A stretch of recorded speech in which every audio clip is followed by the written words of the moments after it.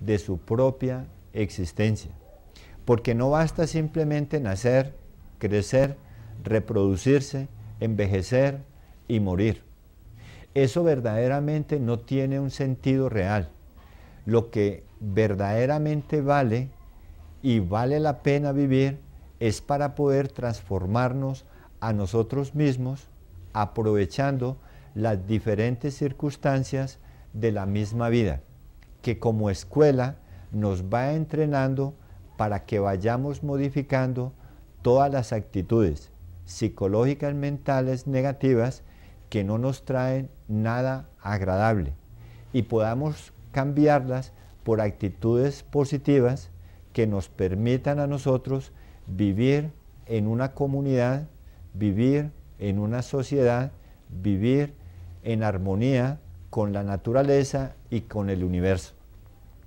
Cuando nosotros buscamos esa meta de la unión con nuestra propia divinidad, que muchas personas lo llaman salvación, entrar a los reinos de los cielos, pues es lógico que para poder conquistar esos planos es necesario que nosotros aprendamos en el diario vivir a comprender que esos estados de conciencia superior llamados cielos son los mismos estados de felicidad, de alegría, de paz, de armonía, de equilibrio, de fortaleza, de fuerza, de integridad, de impecabilidad, en la que uno debe aprender a vivir en medio de todas las difíciles circunstancias que nos encontramos en el plano de la existencia. Por eso, fuera de tener nosotros esa meta de llegar de nuevo al seno del hogar paterno, a nuestro propio ser, pues también necesitamos comprender que esa dirección que nos permite avanzar hacia esos logros, hacia esos objetivos, solamente depende de seguir la voz de nuestra propia conciencia. Es decir, cada persona lleva en su interior, podríamos llamarlo como un juez, que en cada instante nos puede estar diciendo qué está en su lugar y qué está fuera de lugar. Cuando nosotros aprendemos a escuchar esa voz, podemos orientarnos en ese camino que es interior, porque no es un camino que sea exterior, es un camino que es interior, porque es dentro de nosotros mismos, donde vamos a encontrar toda la fuente de la sabiduría. Y esa fuente de la sabiduría la podemos lograr cuando uno busca la dirección de su propia Trinidad interior.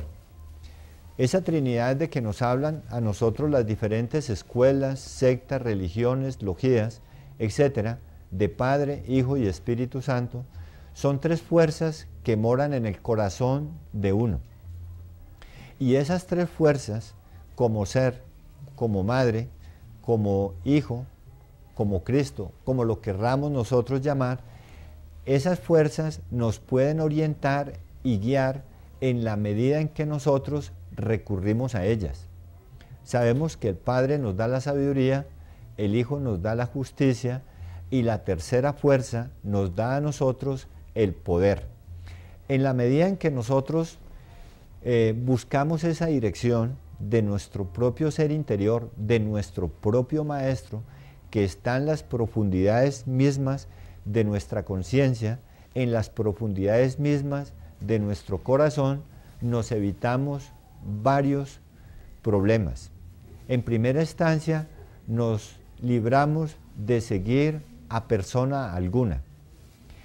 En segundo lugar, entonces, no nos extraviamos de nuestro propio camino, porque cada persona debe seguir las huellas dejadas en la arena del camino de su propio ser, de su propio Cristo, de su propia divinidad, y marchar con paso firme y decidido, atento siempre a escuchar esa voz de la intuición, esa voz del corazón, que nos permite a nosotros avanzar en medio de lo duro que sea el camino. Yo recuerdo una enseñanza que daba una gran maestra que decía que era tan grande la gloria que ella sabía que vendría, que se recreaba en sus propios sufrimientos. Cuando nosotros aprendemos a recibir con agrado las diferentes circunstancias desagradables de la vida, entonces no les damos la importancia que ellas creen que tienen. Cuando nosotros aprendemos a vivir en esa forma, entonces estamos siempre confiados de que cada que estemos pasando por una dificultad, por una prueba, muchas veces aislados de los seres que más amamos, es porque nosotros tenemos la suficiente fortaleza, la suficiente fuerza, la suficiente energía, la suficiente sabiduría para sobrepasar esas etapas, que como el agua de los ríos siempre pasa.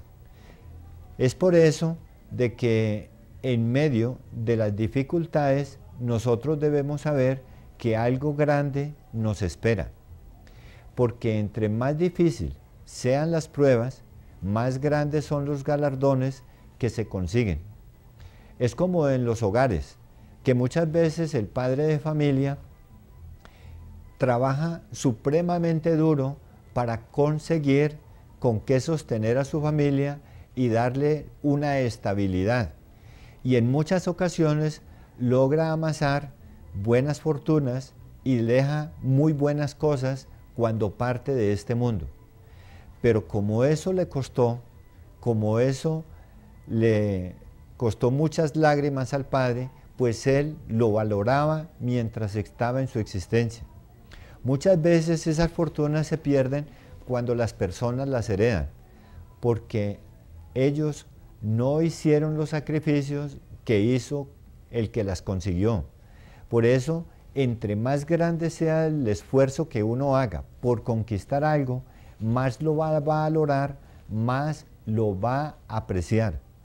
Por eso, la conquista de la sabiduría que nosotros tenemos nos ayuda a vivir en gran manera y en una forma supremamente equilibrada.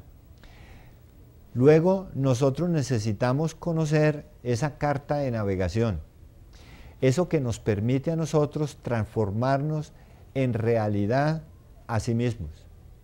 Son muchos los seres que en el planeta se sacrifican por la humanidad. Muchas veces entregan grandes y sublimes enseñanzas, maravillosas, pero muchas veces no conocemos nosotros los medios a través de los cuales poderlos condensar, cristalizar o encarnar en sí mismos. Porque todo conocimiento debe ir acompañado no solamente de la parte informativa, sino también de la parte práctica, esa que nos permite experimentar, vivenciar eso que nos están enseñando, eso que estamos estudiando, eso que estamos leyendo. Por eso, todo conocimiento que no tiene la práctica para la vivencia, pues se vuelve supremamente intelectual, pero no se puede saborear. Es como le decía yo una vez a alguien, que es como cuando a uno le sirven, digamos, la foto de un buen alimento, de un buen ajiaco, de un buen sancocho, pues lo mejor sería que le dieran el alimento y no esa foto. Por eso es que el conocimiento práctico nos permite a nosotros la experiencia directa. Es el saber por excelencia, es el saber como resultado de lo que uno está realizando sobre sí mismo. La revolución de la conciencia nos trae a nosotros tres frentes de trabajo. Hay un proceso a través del cual el hombre debe llegar a nacer de nuevo, llegar a eso que se conoce como el nacimiento segundo.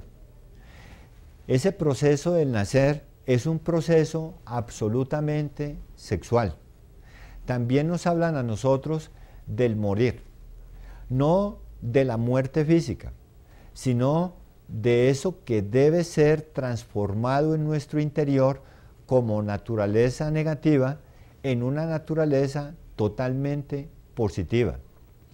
Ese factor del morir implica un trabajo muy serio sobre nosotros mismos, un trabajo en el cual esa guerra se va a originar en nuestro mundo interior, contra nosotros mismos.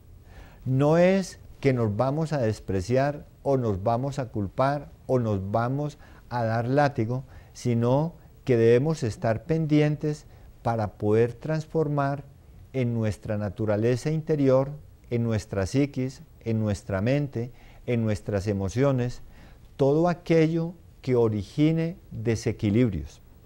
De ahí la importancia de conocer esa sabiduría que nos permita lograr la muerte psicológica, el trabajo que nos permita a nosotros transformar nuestra propia vida y poder en la existencia realizar una reprogramación genética para garantizar una mejor existencia, una mejor vida y mejores existencias en el transcurso del devenir del tiempo. Ese factor del morir nos enseña a nosotros a conocer la doble naturaleza que nosotros tenemos. Por un lado está la conciencia y por el otro lado están los diferentes elementos como agregados psíquicos. El tercer factor de la revolución de la conciencia nos habla a nosotros del sacrificio consciente por amor a la humanidad.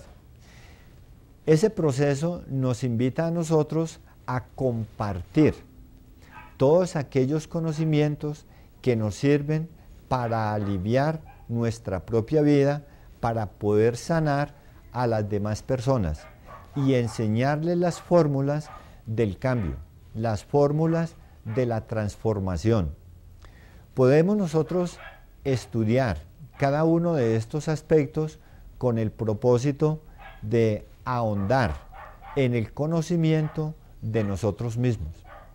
Porque cuando nosotros miramos esos factores del nacer, del morir, del sacrificio por la humanidad, nos llevan a una síntesis maravillosa. La síntesis de la práctica de esos tres factores nos lleva a la sabiduría del corazón. Y la sabiduría del corazón es la que nos permite a nosotros transformar nuestra propia vida. Cuando hablamos nosotros del factor nacer, nos estamos refiriendo a que cuando nacemos como humanos, nosotros nacemos incompletos. Recordemos nosotros aquellas grandes enseñanzas del gran Kabir Jesús de Nazaret que le daba a Nicodemos, que le decía que era necesario nacer de nuevo si que se quería entrar al reino de los cielos y que había que nacer del agua y del espíritu. En este caso, por ejemplo, Nicodemos no sabía cómo se daba ese nacimiento, ese segundo nacimiento. Por eso él le decía, ¿cómo hace uno para nacer de nuevo? Se necesita entrar al vientre de una madre otra vez. Y él le dijo, es necesario que el hombre nazca de nuevo. Y para nosotros nacer de nuevo debemos comprender el origen mismo de nuestra propia